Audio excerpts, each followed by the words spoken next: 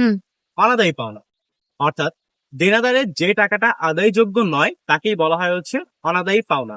যেমন আমি আমার কোনো দেনাদারের থেকে 10,000 টাকা পাই, কিন্তু আমি জানি সেই দেনাদার আমাকে 1,000 টাকা ফেরত দিবে না।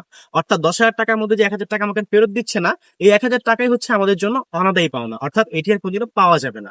আর এটার জাবেদা হচ্ছে অনাদায়ী পাওনার ডেবিট, দেনাদার বা প্রাপ্য হিসাব হচ্ছে ক্রেডিট। অনাদায়ী পাওনার আরেকটা নাম হচ্ছে কুঋণ।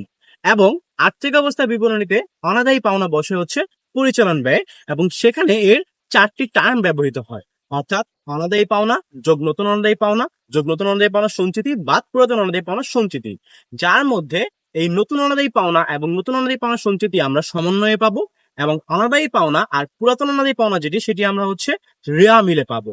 এবং উল্লেখ্য বিষয়, যেহেতু আমরা সমন্বয়ে পাবো নতুন অনাদায়ী পাওনা নতুন অনাদায়ী পাওনা সঞ্চিতি, তাই বলা যায় এটা যেমন হয়ে পরিচালন ব্যয়ে বসবে তেমন ভাবে আর্থিক অবস্থা